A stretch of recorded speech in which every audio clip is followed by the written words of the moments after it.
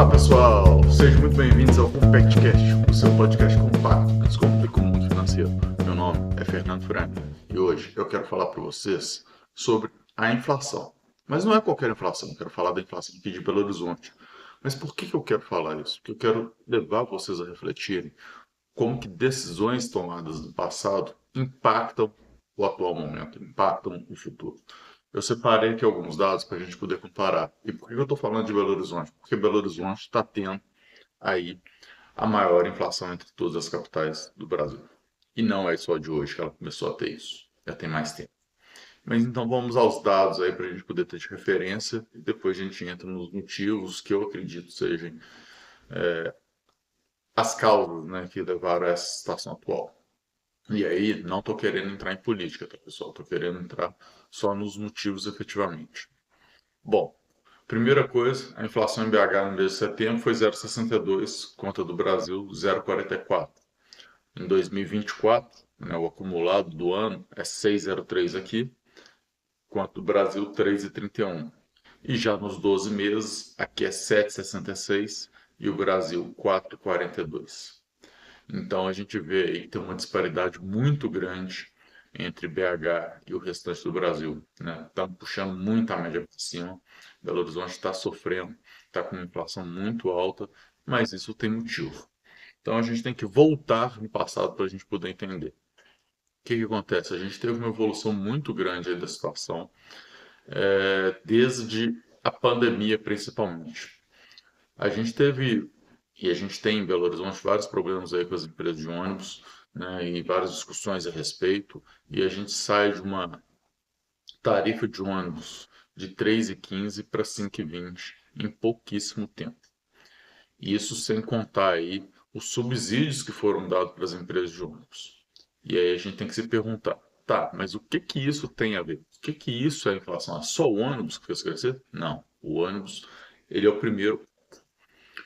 Quando a gente pega, vai lá em Belo Horizonte, na época da pandemia, e que ela fecha todo o comércio, todas as empresas, todas as escolas, tudo, e deixa isso pelo maior tempo do mundo fechado, a gente tem um grande problema aí de demanda, né? E aí a gente está vendo um caso aqui, por exemplo, se a gente vem para o centro de Belo Horizonte, a gente olha, né? Eu estou olhando aqui para fora, olhando para a janela, porque eu estou vendo o centro, né? E ele realmente deu uma decaída muito grande.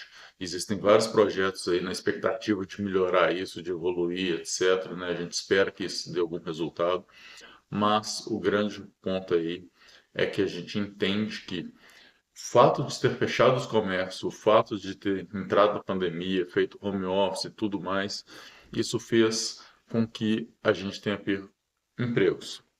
Primeira coisa. Segundo ponto, a gente passou a ter aí um tanto de empresa colocando as pessoas de casa. Então elas pararam de vir para cá, para o centro, pararam de vir para seus lugares, pararam de sair para trabalhar, mas os ônibus continuaram rodando. Um volume menor, diminuíram linhas de ônibus e tudo mais, né, durante a pandemia, depois aumentaram, mas um volume menor. Isso obviamente não fechou a conta, né? Se você não tem um volume esperado ali de passageiros, isso não fecha a conta.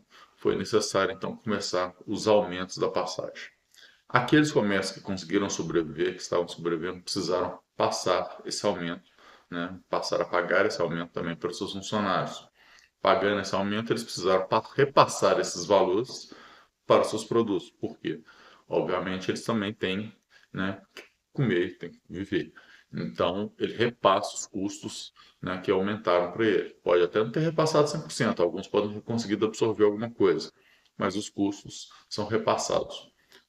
Os custos são repassados e aí começa o efeito cascata. Quando você repassa os custos, significa que, inclusive, o dono do imóvel que passa a ver que ele precisa de ter um valor maior em sua conta para poder sobreviver, para poder comprar, para poder manter seu padrão de vida, ele também aumenta o preço do aluguel. E a gente tem um boom no preço do aluguel em Belo Horizonte. Esse boom significa aí mais custos para o comércio, que volta novamente com mais custos aí para o restante, né? A gente tem também com a redução aí de Belo Horizonte do trânsito e do volume de carros que a gente teve por um tempo, né? Durante a pandemia, a gente tem também os postos de combustíveis sofrendo. Os postos de combustíveis, obviamente, tem menos carro rodando, a gente tem um consumo menor, e aí, obviamente, você tem um preço a se pagar por isso. Por quê? Porque os custos fixos não mudaram, eles continuaram tendo que pagar o aluguel. E que, inclusive, esse aluguel aumentou. Então, o que acontece? O preço do combustível sobe. O preço do combustível subindo, a gente tem aí também em Belo Horizonte batendo recorde de preço de combustível, né? Eu vi ontem um vídeo no um cara de São Paulo reclamando do preço dele, de 6,47. Eu falei, nossa, 6,47 já está aqui faz tempo, né? E ele reclamando disso agora. Então, Belo Horizonte já está nesse preço há muito mais tempo, já nem sei agora quanto está, não olhei esses dias, não vi quanto que está agora, mas com certeza está mais que isso. Então está complicado.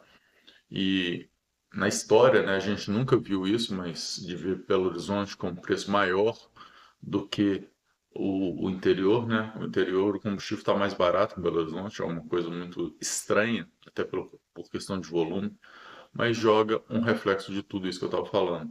Então, como os postos de combustíveis também estão pagando aluguéis mais caros, como a gente não está tendo crescimento imobiliário porque o plano diretor da cidade está dificultando as construções, como a gente não está tendo um plano diretor que permite um retrofit do centro de Belo Horizonte para poder ter mais moradia, tudo isso, como a gente teve uma migração muito grande de prédios de construção para Nova Lima, então a gente tem uma migração de pessoas também para lá de alta renda, então a gente tem uma migração de comércio para lá, a gente tem uma migração de impostos para lá, e tudo isso aí vai em sequência, BH sofre.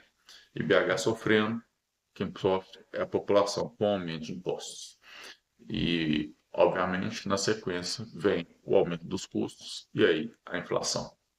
Então, assim, a gente tem que entender que o grande problema não é uma situação que aconteceu ontem ou anteontem, né? Não dá para colocar a culpa no que foi feito nesse ano. A culpa da inflação, ela vem de história. No caso de Belo Horizonte, eu entendo que ela começa por volta ali das decisões feitas na pandemia, talvez até um pouco antes.